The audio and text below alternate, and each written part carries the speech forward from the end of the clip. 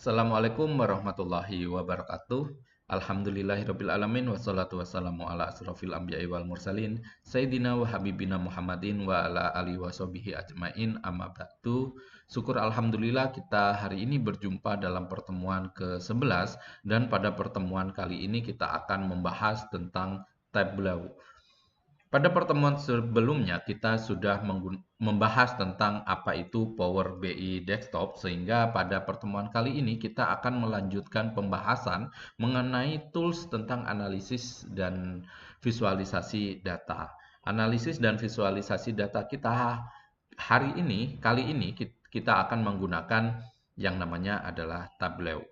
Sumber data di Tableau berasal dari data dari mana saja yang memungkinkan Tableau untuk mengekstrak, mentransformasi, dan memuat data relasional maupun non-relasional.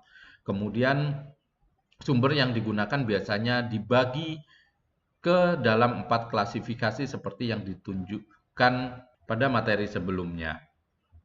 Sumber-sumber data di Tableau ini dapat mencakup beberapa koneksi data ke berbagai basis data atau file seperti yang dijelaskan sebelumnya. Informasi koneksi ini mencakup lokasi data seperti nama file dan jalur lokasi jaringan.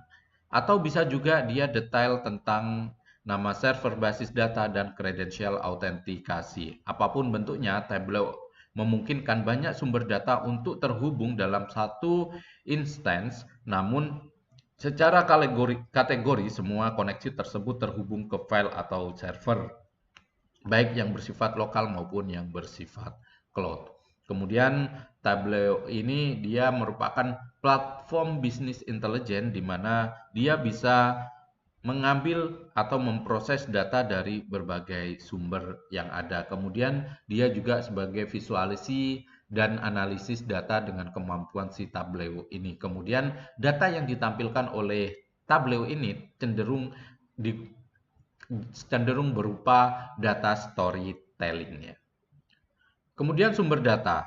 Tadi sudah saya sampaikan bahwa sumber data dari Tableau ini berbagai jenis data yang ada di luaran sana. Misalnya adalah data file Excel, CSV, dan yang lain sebagainya. Tableau juga bisa memproses data dari database, dari SQL dan Oracle. Kemudian Tableau ini juga memungkinkan pemrosesan data dari Cloud, Azure, maupun BigQuery ya. Kemudian Azure ini juga dapat memproses data dari ODBC. Penyimpanan data yang menggunakan koneksi terkait ODBC ini. Kemudian berikutnya ada tipe data. Kemudian tipe data yang digunakan atau yang mampu dikelola oleh Tableau ini adalah tipe data yang memiliki atau mencerminkan apakah sebuah file berupa angka, jenis, tanggal, atau string. Sebagaimana contoh misalnya adalah data string teks, kemudian data dan waktu, kemudian data numerik, data boolean, juga data geografis. Kemudian ada juga data file. Data file seringkali menghubungkan sumber data ke Tableau. Koneksi tersebut akan menampilkan satu atau lebih tabel dari sumber data yang ada. Sebuah tabel terdiri dari banyak data file yang merupakan kumpulan dari berbagai tipe data, dan data file secara eksplisit didefinisikan sebagai dimensi atau measures ketika database Tableau ini dibuat. Berdasarkan integritas dan kualitas data, Tableau secara otomatis mengatur data file. Semua data file yang berisi nilai teks, tanggal, atau boolean secara default dianggap sebagai dimension. Sebaliknya, file yang berisi nilai numerik akan dianggap sebagai measures. Kemudian apa sih bedanya dimension sama measures?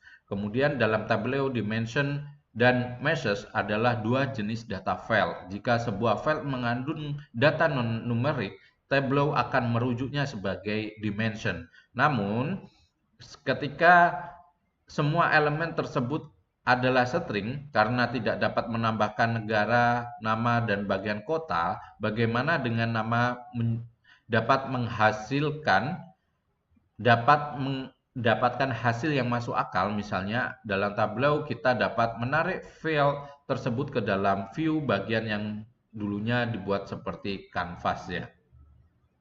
Kemudian measurement adalah tipe data file yang berisi data numerik, di mana Tableau menganggap tipe data ini sebagai data kontinu dan secara default menandainya. Contoh measurement adalah data suhu, kemudian instrumen keuangan. Tidak setiap dimensi yang independen dan tidak tergantung pada file data lainnya, measures bersifat tergantung karena memungkinkan kita melakukan operasi matematik seperti adalah pada penambahan umur, kemudian pengurangan, dan melalui rumus-rumus tertentu untuk melakukan analisa. Sama seperti dimension, kita bisa menarik measures ke dalam view sehingga Tableau akan membuat sumbu kontinu. Jika measure ditempatkan di baris, sumbu akan dibuat secara vertikal, sedangkan jika ditempatkan di kolom maka sumbu akan ditampilkan secara horizontal. Kemudian apa beda data kontinu dan data diskrit? Dalam Tableau banyak konsep yang dipisahkan berdasarkan alasan matematika. Jika sebuah file didasarkan pada representasi matematika, Tableau menyebut data tersebut sebagai data kontinu. Sebaliknya, jika bersifat non-numerik, maka data tersebut disebut sebagai data diskrit. Data kontinu adalah data yang bersifat tidak terputus, utuh, atau tanpa gangguan. Contoh data kontinu mencakup suhu atau nilai moneter atau juga bisa berupa satuan waktu. Jika data dapat dijumlahkan, dirata-ratakan, atau diagregasi, serta muncul sebagai measure di Tableau, hampir dapat dipastikan bahwa nilai tersebut adalah data kontinu. Kemudian data diskrit. Data diskrit selalu berupa data yang terpisah, unik, dan tersendiri. Data ini hanya dapat memiliki nilai tertentu, misalnya adalah apakah kita bisa memiliki lebih dari satu ukuran sepatu pada saat yang sama, atau bisakah kita berada di lebih dari satu tempat dalam satuan waktu. Ketika data diskrit ini ditempatkan ke dalam area view di Tableau, data tersebut akan muncul sebagai blue pill atau ikon berbentuk pil biru yang membentuk sumbu diskrit pada diagram. Sebaliknya, data kontinu akan muncul sebagai green pill yang membentuk sumbu kontinu pada diagram. Kemudian berikutnya adalah filter dan agregasi. Filter adalah kemampuan untuk menyaring data sebagai salah satu fitur penting dalam solusi bisnis intelijen yang menghubungkan dengan big data.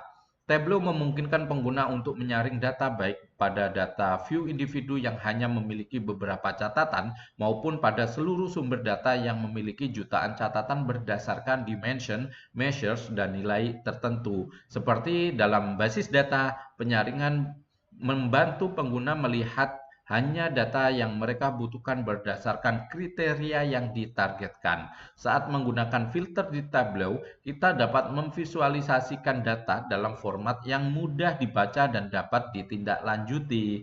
Manfaat utamanya adalah untuk menyederhanakan data dengan membatasi jumlah catatan untuk meningkatkan kerja. Sehingga filter dan agregasi ini bisa berupa filter untuk menyaring data, sedangkan agregasi bisa berupa sum untuk penjumlahan, average untuk rata-rata, minimal untuk mencari nilai minimal, dan maksimal untuk mencari nilai maksimal. Kemudian berikutnya adalah workbook dan worksheet. Workbook ini tidak memungkinkan atau Tableau tidak terlalu berbeda dari produk-produk terkemuka lainnya dalam hal penamaan file dan konversi format. Tableau ini memiliki workbook, yaitu file utama Tableau yang berisi kumpulan sheet, di mana sheet ini merepresentasikan workbook mirip seperti di Microsoft Excel atau Microsoft Power BI. Dalam Tableau, sebuah worksheet adalah file tunggal yang ada di dalam workbook. Worksheet ini merupakan elemen yang termasuk dalam sebuah dashboard atau story.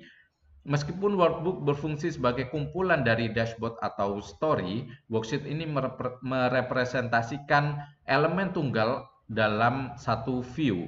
Dia memberikan beberapa poin penting terkait penggunaan workbook dan dataset. Misalnya adalah sebuah worksheet di Tableau dapat berisi satu view dengan berbagai elemen seperti Salesforce, chart, legends, analytic, panes, dan semua elemen ini merupakan bagian dari satu sidebar pada satu halaman untuk menyampaikan cerita. Kemudian kita juga dapat menambahkan banyak halaman worksheet ini ke dalam sebuah workbook. Kita dapat membuat sebuah dashboard, yaitu kumpulan view dari berbagai worksheet. Kemudian baik di Tableau Desktop maupun Tableau Cloud, kita dapat menggabungkan view dengan cara menarik dan melepaskan atau drag and drop file ke Salesforce Tableau yang merupakan bagian dari worksheet itu. Kemudian kita juga dapat membuat banyak worksheet dalam sebuah workbook ketika kita sedang menyusun sebuah story. Story yaitu rangkaian worksheet yang membentuk gambaran informasi secara keseluruhan.